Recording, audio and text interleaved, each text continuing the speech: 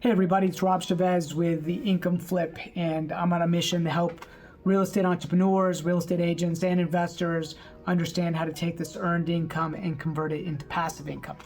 And so today I wanted to talk to you a little bit about the trap that I see a lot of real estate agents and investors fall into when it comes to their focus, right? And I know this firsthand because I've fallen into this trap in the past. I always have to be worried about falling into this trap, in the future. And that has everything to do with dividing your focus in too many directions, right? When we first started this business in 2005, we started off with a mission of owning apartment buildings. That's what we wanted to do. But I soon learned that based on the market that we were in, I would have to own a lot of these assets in order to cover our monthly expenses. And, we had just recently purchased a new home in a pretty affluent area where we live. And, I look back now, the mortgage was nothing, but at the time it seemed like a lot of money. So, life is about perspective when it comes to that. Also, the interest rates were significantly higher. They were just under 7%. And so that makes a big difference, right? So anyhow, long story short, our baby girl was 3 years old. We just purchased a new house. My wife wasn't working, and we just left a very successful business. I'd left a successful business as a recruiter and sold my shares to my partner so that I could pursue real estate full time, right?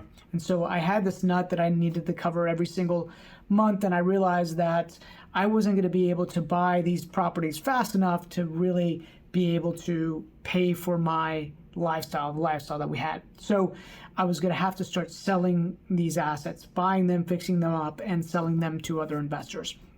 And during the course of that, I always felt bad because I felt like I was killing the golden goose, right? I'm taking this asset that I view as a great asset. I bought below market, I renovated, I put tenants into it, and now I need to sell it for cash today. Like, always just hurt me every time I did it.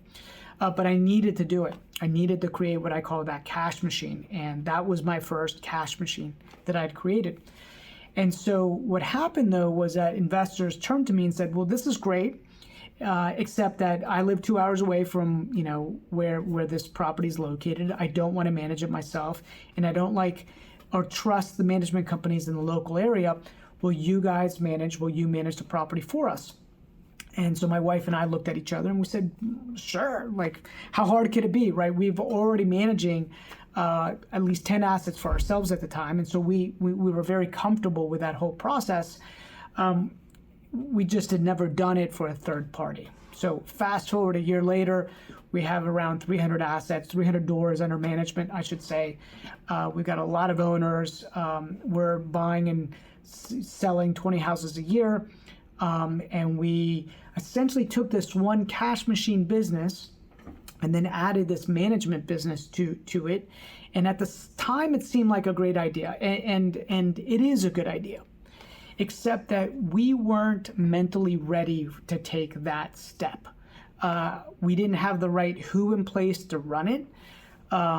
And ultimately, that took a lot of energy from us and a lot of time, right? We were in that business for about 5 years. And remember, we lived 2 hours away from that business as well. So we were running that like a business and had people on the street, and the margins in that particular part are really, really low because the average rents were low. And we never really put it through a pro forma to see what this looked like when at scale, right? We just said, hey, add more clients, you make more money. But that wasn't the case. We'd also added a handyman business to that business because those properties need a lot of work. So point of the story is we went from doing one thing to now we were doing two things, right? And then along the way, I decided that I was going to get my real estate license, that I would get my real estate license purely for the fact to get referral fees, because we were doing lots of mailing to people in the area, and I was referring all that business to an agent, and the agent essentially said, listen, I can't give you a referral fee unless you are a licensed agent. So I got my license, I hung it with KW purely as just like a referral agent.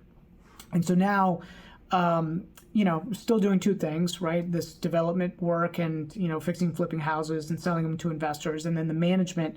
And really my wife was running the management piece and I was running the day-to-day operations, acquisition and disposition of those assets. And then probably about a year in, I looked up and I realized I'd sent maybe 35, 40 closed transactions to another agent on this, in this business. I looked at how much I made in referral fees and I'm like, man, I'm leaving a lot of money on the table. So I decided to add a third thing, right? And so I got my real estate license. Now we're still doing 20 houses a year. We're managing all these assets for other investors.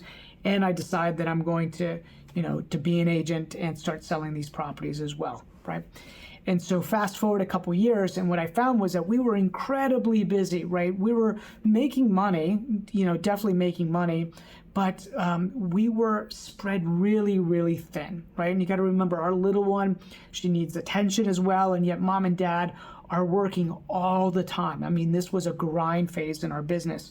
So, we got to the point where we're renovating these 20, we're managing 300, and we're selling around 20 to 30 houses a year. I'm selling 20 to 30 houses a year as an agent, and I'm doing all of them. We're doing all of them, but we're not doing any of them exceptionally well.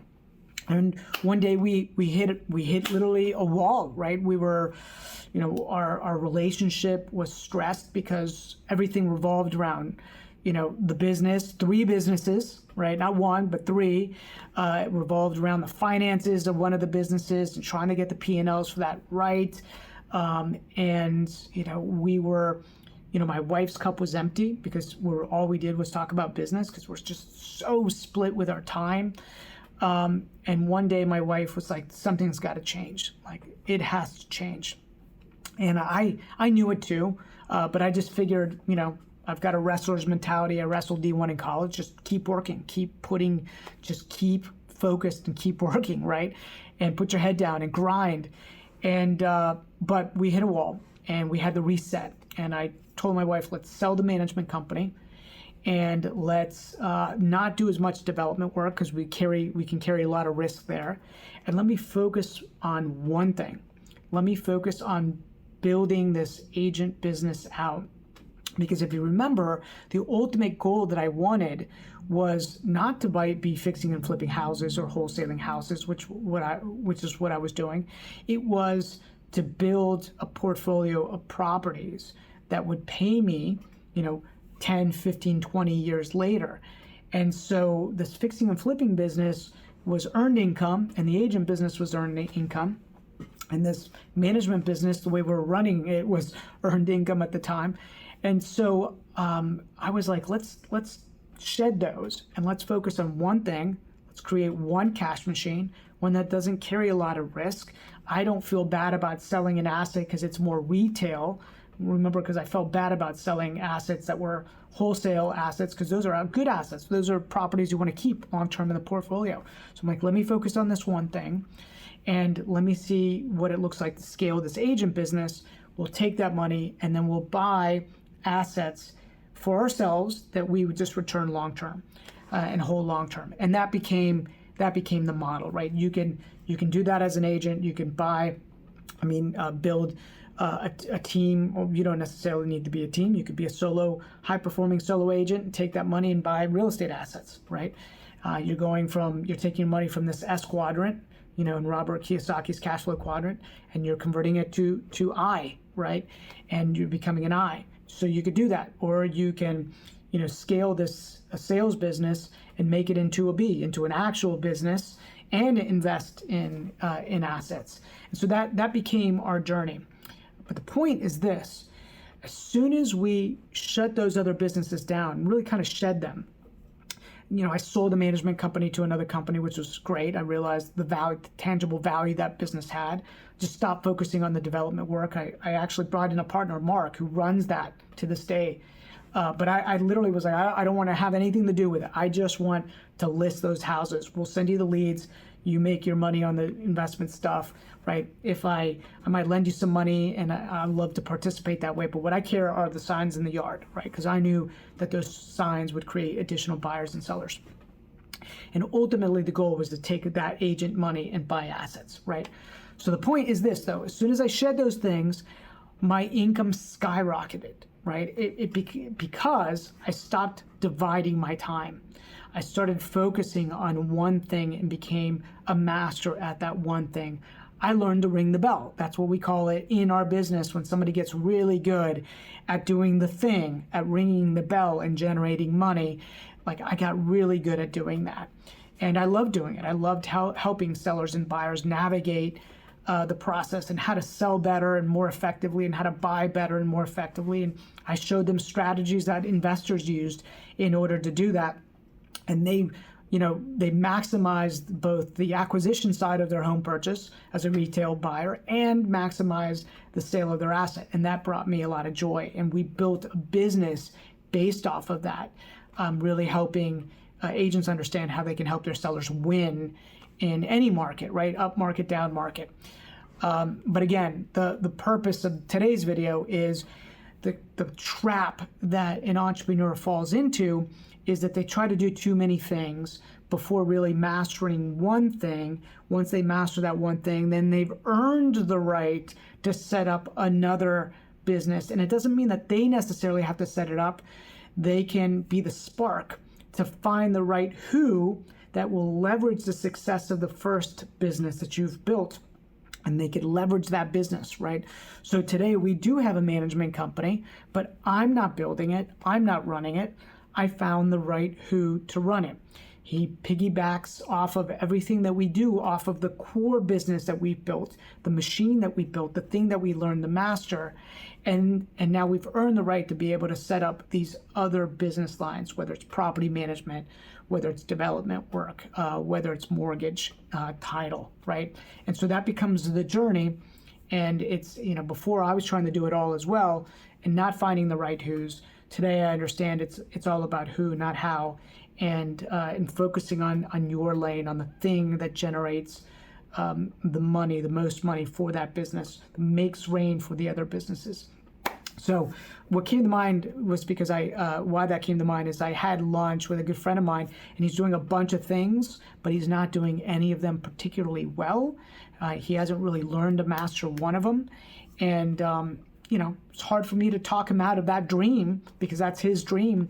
But I know, because I've been there, that caps you, right? There's a natural ceiling that it's really, really hard to push past.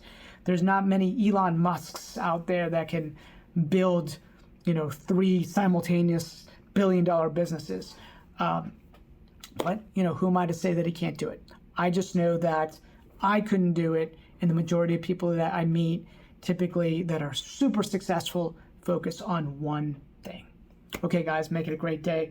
Rob Chavez here, and just chatting with you a little bit about the income flip. Hope you're doing well.